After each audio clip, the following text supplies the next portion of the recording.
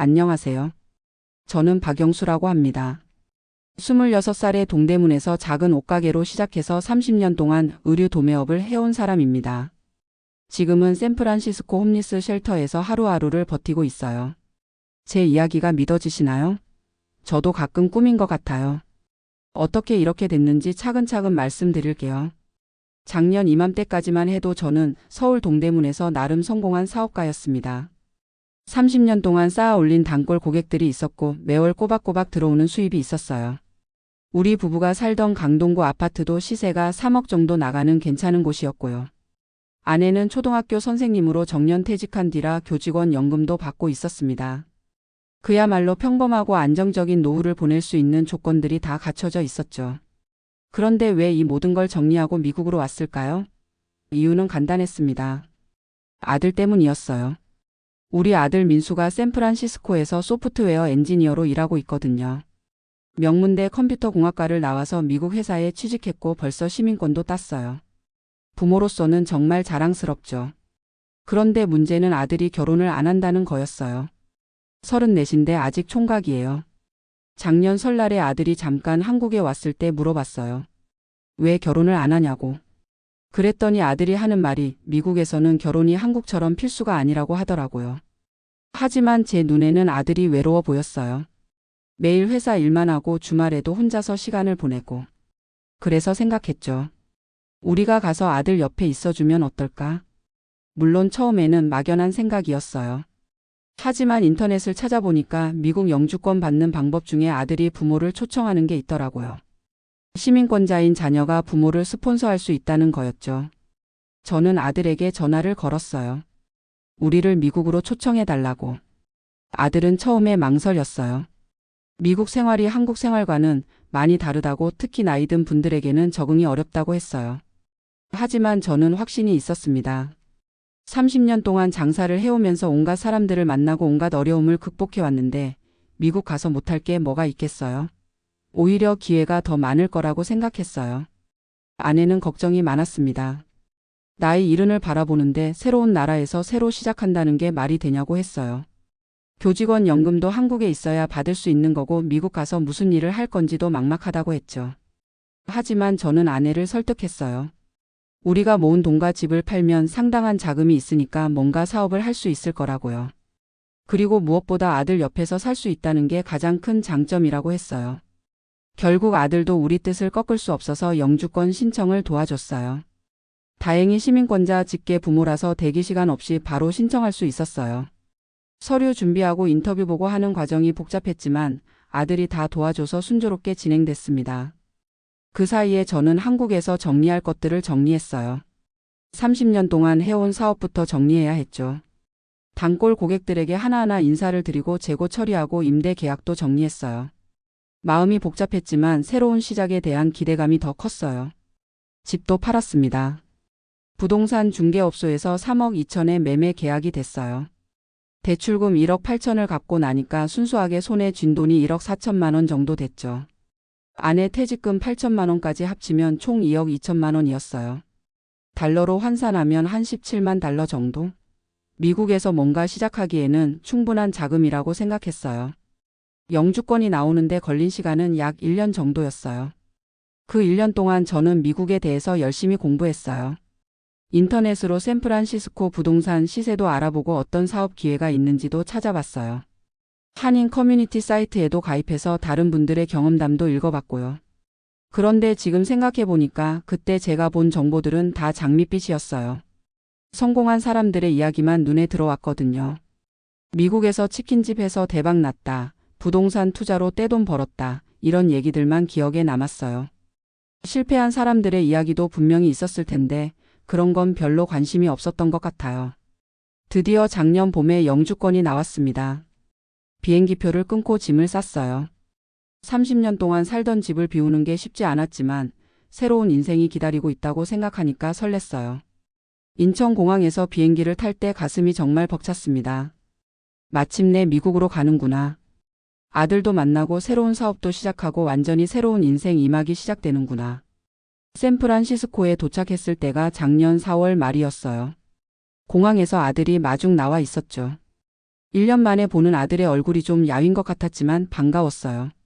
아들은 우리를 임시로 머물 수 있는 호텔로 데려다 줬어요.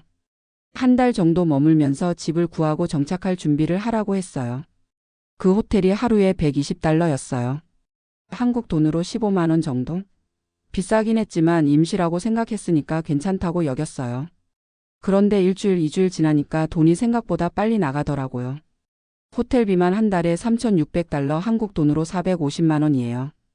거기에 식비까지 하면 한 달 생활비가 500만 원은 넘게 나가는 거죠. 아들한테 같이 살면 안 되냐고 물어봤어요.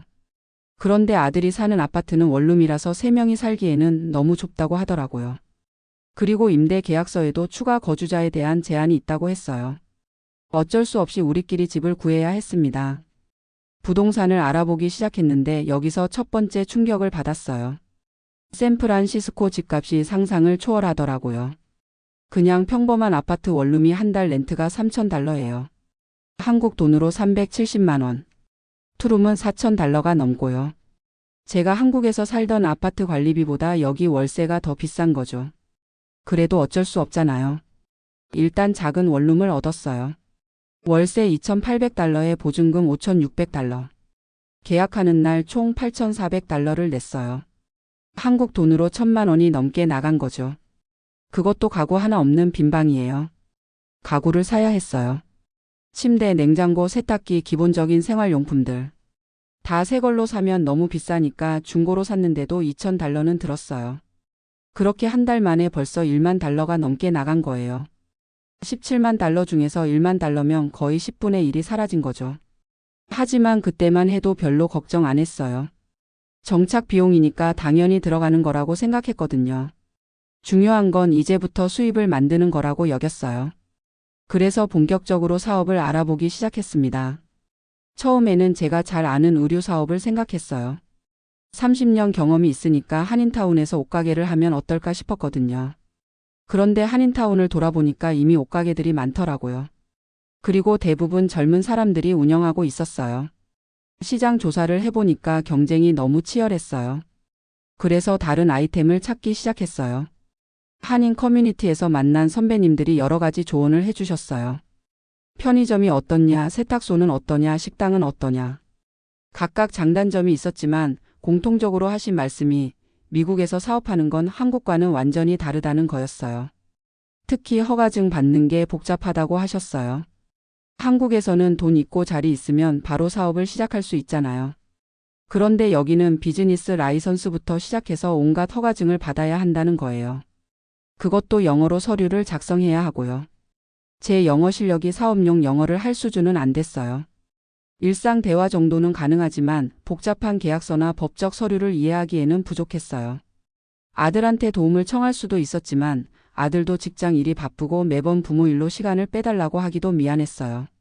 그러던 중에 한 분이 좋은 기회를 소개해 주셨어요. 한인 커뮤니티에서 만난 김 사장님이라는 분이었는데 이분이 편의점 프랜차이즈 하나를 넘기고 싶다고 하시더라고요. 이미 모든 허가증이 다 나와 있고 단골 고객들도 있고 그냥 인수만 하면 바로 운영할 수 있다는 거였어요. 김 사장님은 건강상 이유로 사업을 정리하신다고 했어요. 당뇨가 심해져서 더 이상 하루 12시간씩 서서 일할 수가 없다고 하시더라고요. 그래서 믿을 만한 분에게 넘기고 싶다고 했어요. 가격은 $90,000였어요. 한국 돈으로 1억 2천만 원 정도였죠. 비싸다고 생각했지만 제가 가진 돈으로는 충분히 감당할 수 있는 금액이었어요. 그리고 처음부터 새로 시작하는 것보다는 기존에 잘 되고 있는 가게를 인수하는 게 안전하다고 판단했어요. 김 사장님이 보여주신 장부를 보니까 월 매출이 $20,000 정도 나오고 있었거든요. 순이익은 $4,000 정도였고요. $4,000면 한국 돈으로 500만 원 정도예요. 우리 부부 생활비로는 충분하다고 생각했어요. 물론 여기서 세금이나 기타 비용들이 더 나가겠지만 그래도 기본적인 생계는 유지할 수 있을 것 같았어요. 계약을 진행하기로 했어요. 변호사를 통해서 정식으로 계약서를 작성했는데 변호사 비용만 $3,000가 나갔어요. 그것도 한인 변호사라서 좀 저렴한 편이라고 하더라고요. 미국에서는 뭘 하든지 변호사를 써야 한다고 했어요. 계약이 끝나고 가게를 인수받았을 때는 정말 기뻤어요. 드디어 미국에서 제 사업을 시작하는구나. 30년 동안 축적한 장사 경험을 여기서 발휘해보자. 그런 생각으로 가슴이 벅찼어요. 그런데 막상 운영을 시작하니까 생각과 달랐어요. 우선 근무 시간이 너무 길었어요. 아침 6시에 가게를 열어서 밤 10시에 닫아야 했어요. 하루 16시간을 가게에 있어야 하는 거죠. 그것도 휴일 없이 매일이요. 한국에서 장사할 때도 오래 일하긴 했지만 여기는 달랐어요. 한국에서는 단골 고객들이 있어서 어느 정도 예측이 가능했는데 여기는 매일매일이 불확실했어요. 손님이 많이 오는 날도 있고 거의 안 오는 날도 있고.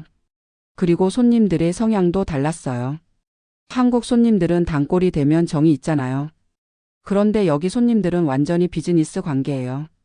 가격이 몇 센트라도 싸면 다른 가게로 가버리고 서비스가 마음에 안 들면 바로 컴플레인을 넣어요. 특히 힘들었던 건 언어 문제였어요. 제 영어로는 간단한 계산이나 인사는 할 수 있었지만 손님이 뭔가 복잡한 요구를 하거나 불만을 제기할 때는 제대로 대응하기 어려웠어요. 몇 번은 손님과 말이 안 통해서 화를 내고 가는 경우도 있었어요. 아내는 더 힘들어했어요.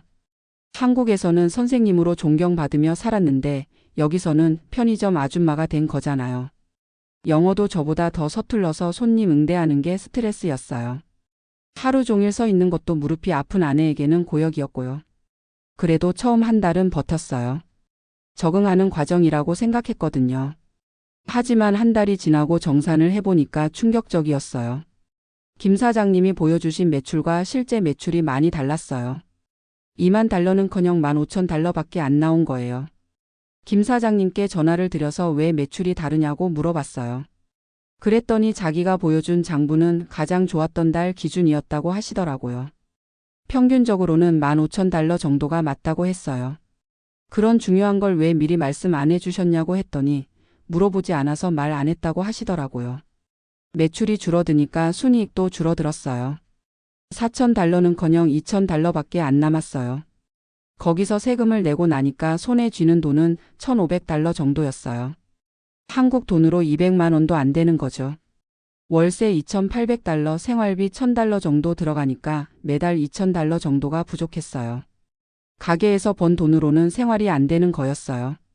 결국 한국에서 가져온 돈을 계속 쓸 수밖에 없었어요. 이렇게 되니까 아내와 자주 다투게 됐어요. 아내는 한국으로 돌아가자고 했어요.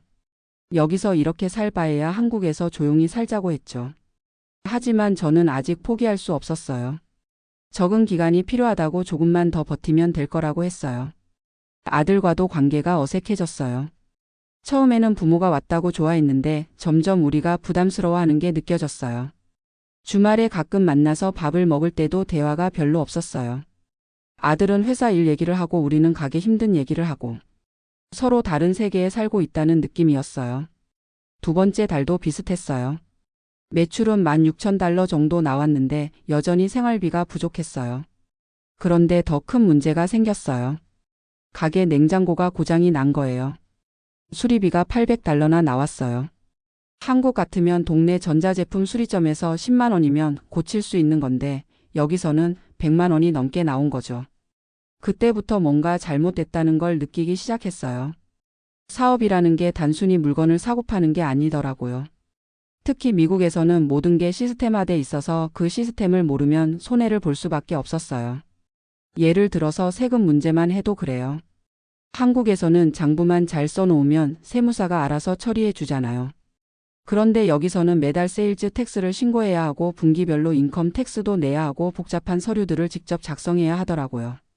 세무사를 쓰자니 한 달에 500달러씩 나가고요. 그리고 인슈어런스 문제도 있었어요. 가게보험, 상품보험, 개인건강보험까지 각각 따로 들어야 하는데 보험료만 한 달에 1,000달러가 넘게 나갔어요. 김 사장님이 인수할 때 보험료 얘기를 안 해주셔서 몰랐던 거예요. 이런 식으로 예상 못한 비용들이 계속 나가니까 적자가 눈덩이처럼 불어났어요. 세 번째 달 말에 계산해 보니까 벌써 2만 달러가 부족했어요. 17만 달러 중에서 9만 달러는 가게 인수비로 나갔고 생활비와 각종 비용으로 2만 달러가 더 나간 거죠. 벌써 11만 달러밖에 안 남은 거예요. 이때쯤 아내가 우울증 증세를 보이기 시작했어요. 하루 종일 가게에서 일하는 것도 힘든데 손님들이 무시하는 것 같다고 했어요. 영어를 못한다고 어리게 보거나 나이가 많다고 귀찮아하는 손님들이 있었거든요. 한국에서는 선생님으로 대접받던 분이 여기서는 그냥 이민자 아줌마 취급을 받으니까 자존감이 많이 상한 거죠. 저도 스트레스가 쌓였어요. 30년 동안 사업을 해온 경험이 여기서는 별로 도움이 안 됐어요. 오히려 한국식으로 하려다가 실수하는 경우가 많았어요. 손님과의 관계도 그렇고 공급업체와의 거래도 그렇고 모든 게 다르더라고요. 네 번째 달에는 더 큰 위기가 왔어요. 가게 앞 도로에서 공사를 시작한 거예요. 한 달 동안 계속 공사를 한다고 했어요. 공사 기간 동안 차량 통행이 제한되니까 손님들이 아예 오지 않았어요. 매출이 평소의 절반으로 떨어졌어요. 공사 보상을 받을 수 있는지 알아봤는데 복잡한 절차를 거쳐야 하고 시간도 오래 걸린다고 하더라고요. 그리고 보상을 받는다고 해도 실제 손실의 일부밖에 안 된다고 했어요. 결국 그 한 달은 그냥 손해를 감수할 수밖에 없었어요. 다섯 번째 달에 접어들면서 저는 심각하게 고민하기 시작했어요. 이대로 가다가는 돈이 다 떨어질 것 같았거든요. 남은 돈이 6만 달러 정도였는데 이 속도로 나가면 몇 달 더 버티기 힘들 것 같았어요. 가게를 다시 팔려고 알아봤어요. 그런데 충격적인 사실을 알게 됐어요. 제가 9만 달러에 산 가게가 실제로는 5만 달러 정도의 가치밖에 없다는 거였어요. 김 사장님이 2만 달러 정도 비싸게 팔았던 거죠. 그것도 아는 사람이니까 좋게 해준 거라고 하시더라고요. 결국 가게를 4만 달러에 팔았어요. 5만 달러의 손해를 본 거죠. 한국 돈으로 6천만 원 정도요. 그것도 바로 팔린 게 아니라 2달 동안 기다려야 했어요. 그 2달 동안에도 월세와 생활비는 계속 나갔고요. 가게를 정리하고 나니까 손에 남은 돈이 3만 달러 정도였어요. 처음에 가져온 17만 달러 중에서 3만 달러밖에 안 남은 거였어요. 7개월 만에 14만 달러를 날린 거죠. 한국 돈으로 1억 7천만 원이요. 이때부터 진짜 절망적이었어요. 아내는 완전히 우울증에 빠졌고 저도 어떻게 해야 할지 모르겠더라고요. 아들한테 도움을 청할 수도 없었어요. 이미 충분히 실망시켰는데 더 이상 부담을 줄 수는 없었거든요. 다른 일자리를 찾아봤어요. 나이가 많아서 쉽지 않았지만 한인타운에서 일할 곳을 알아봤어요. 식당에서 설거지하는 일이나 청소하는 일 같은 걸요. 그런데 임금이 너무 적었어요. 시간당 15달러 정도였는데 하루 8시간 일해도 120달러밖에 안 되는 거였어요. 그 돈으로는 월세도 못 내요. 더군다나 나이 든 사람을 정식으로 고용하려는 곳도 별로 없었어요. 대부분 현금으로 임금을 주는 비공식적인 일자리들이었어요. 보험도 없고 세금 혜택도 없고 언제 잘릴지도 모르는 불안정한 일들이었죠. 결국 월세를 못 내게 됐어요. 집주인한테 사정을 얘기했지만 빚은 있으라며 한 달 더 기다려줄 수는 없다고 하더라고요. 한국 같으면 사정 얘기하고 조금씩이라도 갚겠다고 하면 기다려주는데 여기는 그런 정이 없어요. 법적으로 정해진 절차대로만 진행하더라고요. 퇴거 통지서를 받았을 때 정말 막막했어요. 갈 곳이 없는 거였어요. 아들 집에 가자니 민폐가 될 것 같고 그렇다고 다른 집을 얻을 돈도 없고 호텔에 머물자니 하루에 100달러씩 나가는데 몇 달 버틸 수도 없고요. 그때 한인 커뮤니티에서 만난 분이 홈리스 쉘터를 알려주셨어요. 처음에는 믿을 수 없었어요. 내가 쉘터에 가야 한다고? 한국에서 30년 동안 성공적으로 사업을 해온 사람이 미국 와서 노숙자가 된다고? 하지만 선택의 여지가 없었어요. 3만 달러 남은 돈도 다 써버릴 수는 없었거든요. 한국으로 돌아갈 비행기표를 사려면 최소한 5천 달러는 있어야 했으니까요. 그래서 울며 겨자 먹기로 쉘터에 신청했어요. 쉘터에 처음 갔을 때의 충격은 지금도 잊을 수 없어요. 대형 건물 안에 2층 침대들이 쭉 늘어서 있고 온갖 사람들이 뒤섞여 있었어요. 젊은 사람도 있고 저희보다 나이 많은 분들도 있고 정신적인 문제가 있어 보이는 분들도 있었고요. 제일 힘든 건 프라이버시가 전혀 없다는 거였어요. 화장실, 샤워실 다 공용이고 개인 물건도 작은 로커 하나에만 넣을 수 있어요. 밤에는 온갖 소음 때문에 잠을 잘 수가 없었어요. 코 고는 소리, 잠꼬대, 화장실 가는 소리까지. 아내는 더 힘들어했어요. 여자 구역이 따로 있긴 했지만 그래도 낯선 사람들과 한 공간에서 지내는 게 스트레스였어요. 특히 정신적으로 불안정한 분들이 가끔 소리를 지르거나 이상한 행동을 할 때는 정말 무서워했어요. 쉘터에서 제공하는 식사도 문제였어요. 영양가는 있겠지만 맛이 없었어요. 한국 음식이 그리워서 가끔 밖에서 사 먹고 싶었지만 돈을 아껴야 하니까 참을 수밖에 없었어요. 하루 3끼를 쉘터 음식으로만 먹으니까 입맛도 없고 기력도 떨어지더라고요. 그래도 쉘터에서 도움이 되는 프로그램들이 있었어요.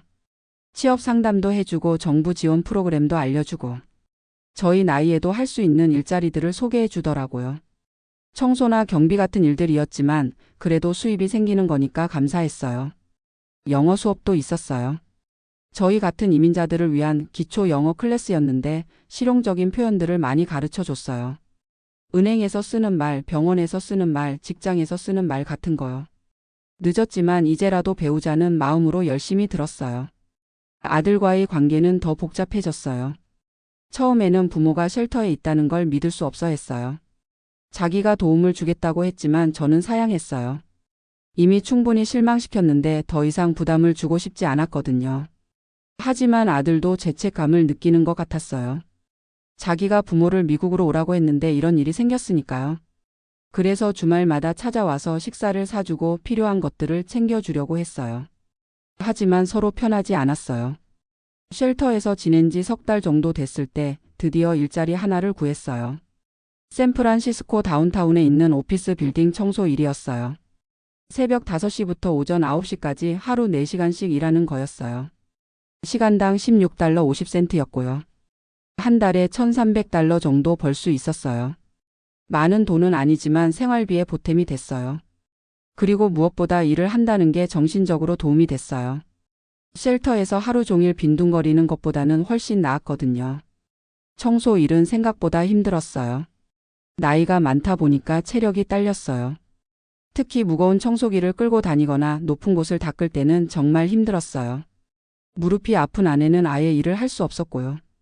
그래도 함께 일하는 동료들이 좋았어요. 대부분 저희 같은 이민자들이었거든요. 멕시코에서 온 분들, 중국에서 온 분들 각자 사연이 있었어요. 다들 어려운 상황이지만 서로 도우며 지내더라고요. 특히 마리아라는 멕시코 할머니가 있었는데 이분이 정말 많은 도움을 줬어요. 쉘터 생활하는 요령도 알려주고 저렴한 마트 정보도 알려주고 언어는 잘 안 통했지만 마음은 통했어요. 어려운 상황에서 만난 진짜 친구 같았어요. 일을 시작한 지 2달 정도 됐을 때 아내가 조금씩 회복되기 시작했어요. 쉘터에서 제공하는 상담 프로그램을 받으면서 우울증이 좀 나아졌어요. 그리고 저도 일을 하면서 조금씩 자신감을 회복하고 있었어요. 물론 여전히 힘들었어요. 쉘터 생활은 여전히 불편했고 앞으로의 전망도 불투명했어요. 하지만 적어도 바닥을 찍고 조금씩 올라가고 있다는 느낌은 들었어요. 완전히 포기하지는 않게 됐달까요? 지금 생각해보면 모든 게 제 욕심이었어요. 한국에서 30년 장사했다고 미국에서도 할 수 있을 줄 알았는데 여기는 완전히 다른 나라더라고요. 언어도 문화도 시스템도 전부 다른데 경험만 믿고 덤볐으니 이렇게 될 수밖에요. 그리고 나이를 너무 우습게 봤어요. 60대 중반에 새로운 나라에서 새로 시작한다는 게 얼마나 어려운 일인지 몰랐어요. 체력도 떨어지고 적응력도 떨어지고 학습 능력도 예전 같지 않은데 젊었을 때처럼 할 수 있을 거라고 생각한 게 착각이었어요. 아들에게도 미안해요. 좋은 뜻으로 부모를 초청했는데 이런 결과가 되니까 아들도 스트레스 받을 것 같아요. 주변 사람들한테 부모가 쉘터에 있다는 얘기하기도 부끄러울 거고요. 하지만 완전히 후회하지는 않아요. 적어도 시도는 해봤으니까요. 그리고 이제는 진짜 현실을 알잖아요. 미국이 기회의 땅이긴 한데 준비된 사람에게만 그런 거더라고요. 저처럼 준비 없이 덤비면 이렇게 되는 거고요. 지금은 쉘터에서 하루하루를 버티고 있지만 아직 포기하지는 않으려고 해요. 청소 일을 계속하면서 돈을 조금씩 모으고 있어요. 그리고 영어 공부도 열심히 하고 있고요. 늦었지만 이제라도 제대로 배우는 거죠. 목표는 일단 쉘터에서 나가는 거예요. 작은 원룸이라도 얻어서 아내와 둘이 조용히 살고 싶어요. 그리고 더 안정적인 일자리를 구해서 한국으로 돌아갈 비행기표 값을 모으는 거고요. 한국으로 돌아가면 뭘 할지는 아직 모르겠어요. 집도 없고 사업도 정리했으니까 처음부터 다시 시작해야 해요. 하지만 그래도 내 나라니까 여기보다는 나을 거라고 생각해요. 언어 문제도 없고 시스템도 아니까요. 아니면 여기서 계속 살아볼 수도 있어요. 이제 현실을 알았으니까 무리하지 않고 조용히 살면 되잖아요. 큰 꿈은 접고 하루하루 성실하게 일하면서요. 나이는 숫자일 뿐이라고 했잖아요. 제 이야기를 들으시는 분들에게 하고 싶은 말이 있어요. 이민이나 창업을 생각하고 계시다면 정말 신중하게 결정하세요. 특히 나이가 많으시다면 더욱 그래요. 젊을 때는 실패해도 다시 일어설 수 있지만 나이 들어서 실패하면 회복하기 어려워요. 그리고 경험을 과신하지 마세요. 한국에서의 성공이 다른 나라에서도 통할 거라고 생각하면 안 돼요.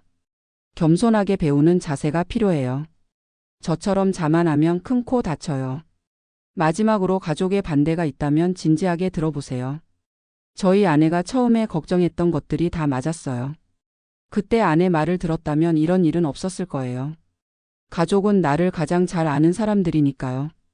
지금 저는 샌프란시스코 홈리스 쉘터에서 이 이야기를 하고 있어요. 내일 또 새벽 5시에 일어나서 청소 일을 하러 갈 거예요. 쉽지 않지만 포기하지 않고 하루하루 살아갈 거예요. 언젠가는 이 상황에서 벗어날 수 있을 거라고 믿으면서요.